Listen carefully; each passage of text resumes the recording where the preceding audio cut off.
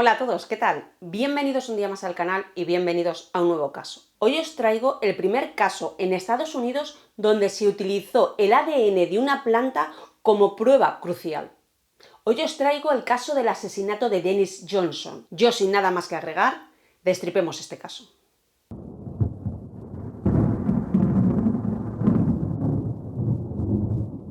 El 3 de mayo de 1992, en Phoenix, Arizona, un motorista descubrió un cuerpo sin vida de una mujer joven.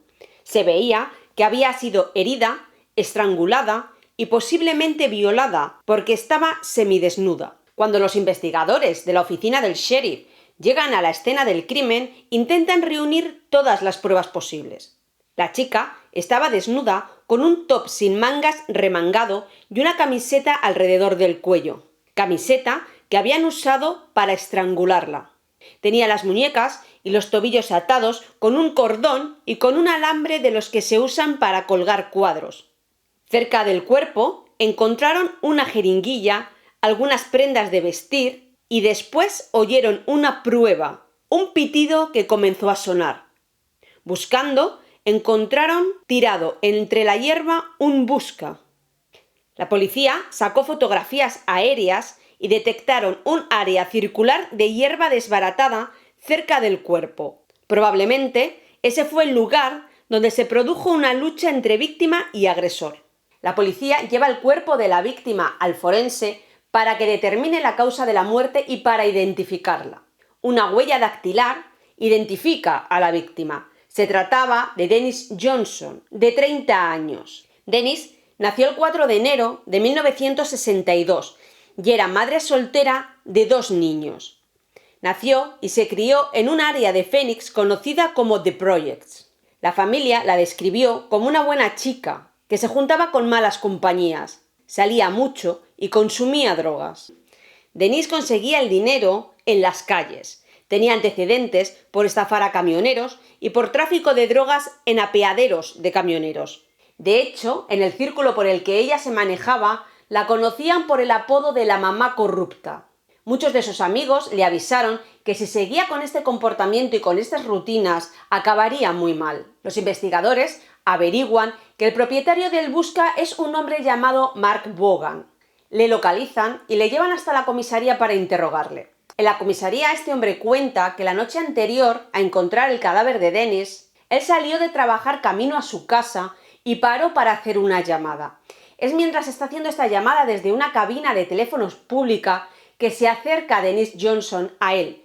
Empiezan a hablar y ella le pide por favor si le puede acercar hasta la interestatal. Cuando Dennis Johnson sube a la camioneta y empiezan el camino hacia la interestatal, ella se le insinúa. Es por lo que él se aparta de la carretera, busca un lugar más tranquilo y mantienen relaciones sexuales consensuadas. Cuando acaban, vuelven a la carretera y es donde él la deja. Según él, antes de que ella baje del coche, intenta robar lo que lleva en la camioneta. Él se da cuenta y la echa. Y la deja caminando sola por la carretera. Cuenta que a la mañana siguiente se da cuenta de que le falta el busca. Llama a la empresa para dar parte de su pérdida. Pero deja entrever como que fue Dennis Johnson quien le robó el busca y por eso el busca estaba en la escena del crimen. Durante el interrogatorio, los investigadores le vieron unos pequeños arañazos en una de las mejillas. Automáticamente, al ver los arañazos de su cara, pensaron que encontrarían ADN, restos de piel, debajo de las uñas de Dennis Johnson, pero debajo de las uñas no había absolutamente nada, ni un solo rastro de ADN. Los resultados del forense determinan que ha muerto por asfixia debido a una estrangulación, y los análisis de sangre determinan que hay cocaína en su organismo. Pero a pesar de cómo se encontraron el cadáver de Dennis Johnson, la prueba de agresión sexual da negativo. No encontraron semen, ni vello ajeno, ni fibras textiles o saliva en ninguna de las partes del cuerpo de Dennis. Por lo tanto, la policía no podía situar en la escena del crimen al único sospechoso que tenían, a Mark Vaughan, porque lo único que tenían de él era el busca, pero no había ninguna prueba de ADN que le situara en la escena del crimen. Al día siguiente de aparecer el cuerpo de Dennis Johnson, asignan el caso al detective de homicidios Charlie Norton. Lo primero que hizo este detective fue ir a la escena del crimen, en busca de algo que se les hubiese podido pasar al resto de los policías el día anterior cuando recogieron las pruebas. Y vio algo en un árbol de palo verde, un árbol que estaba muy cerca, a pocos metros de donde encontraron el cuerpo de Dennis Johnson. Y se dio cuenta que una de las ramas de ese árbol tenía un rasguño muy reciente. Le sacó una foto a esa rama y se llevó alguna de las vainas de ese árbol. Mientras, confiscaron la camioneta de Mark Vaughan para ver si encontraban algún tipo de resto de ADN o algún tipo de prueba que le vincularan al asesinato de Dennis Johnson. Pero no encontraron absolutamente nada, ni saliva, ni pelos, ni restos textiles, ni ADN, absolutamente nada. Nada que hiciera pensar que Dennis Johnson había estado en esa furgoneta. Pero cuando los investigadores revisaron la parte de atrás de la camioneta, revisaron el maletero, encontraron 2 vainas de un árbol de palo verde.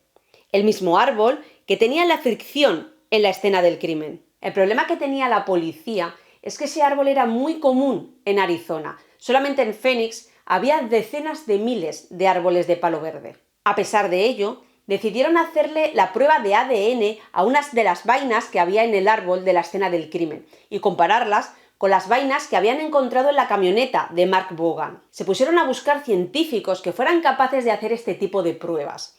Muchos de ellos les dijeron que eso no era posible. Otros les dijeron que sí, pero que el presupuesto iba a ser demasiado alto.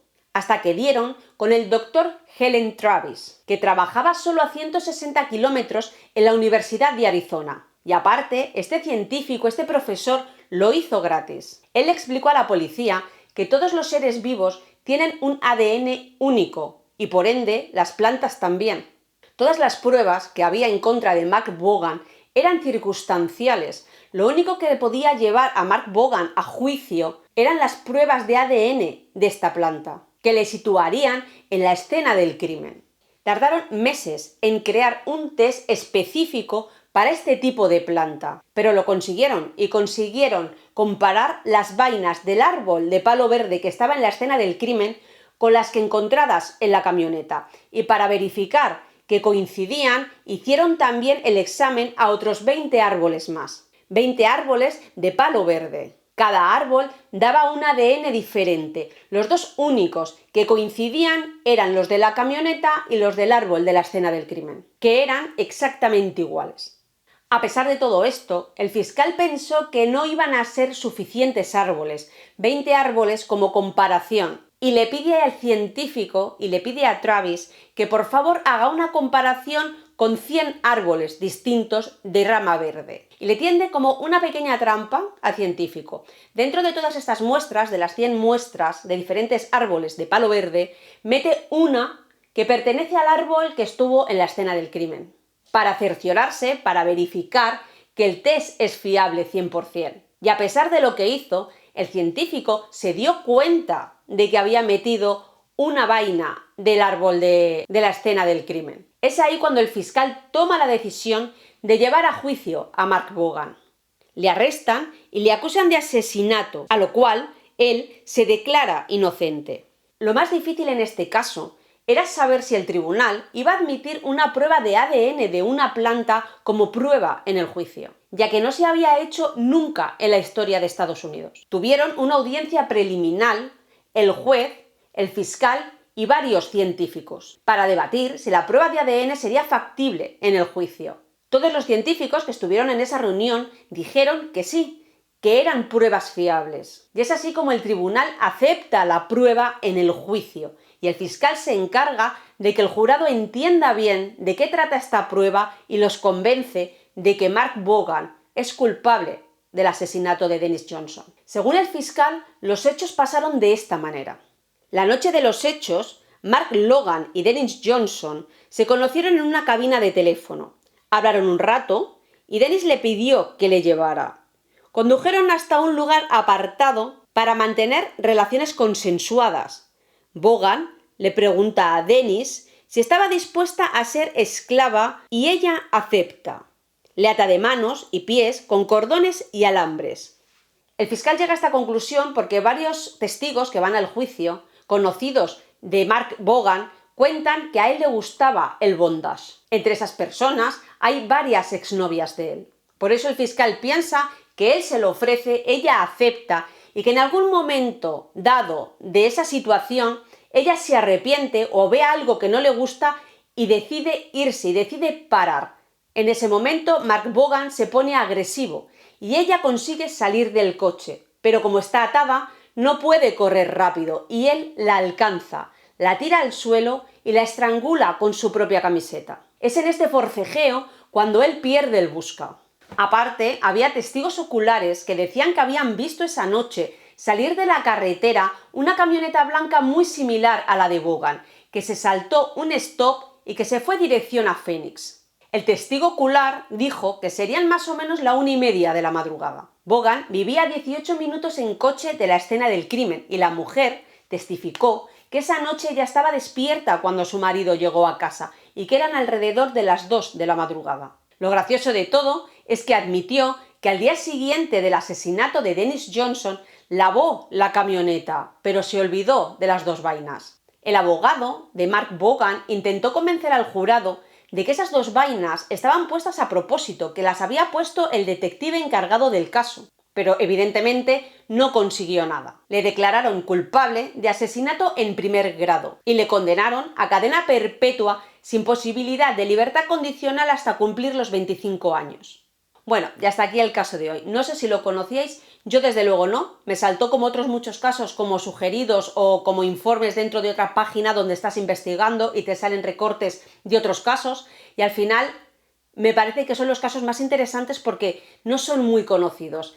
Me llama la atención el hecho de que haya sido el primer caso en Estados Unidos donde se presentó como válida una prueba de ADN de una planta. Me parece como poco curioso. Yo por lo demás os dejo como siempre la triada, mi carita para suscribiros, activar la campanita para que os lleguen todas las notificaciones.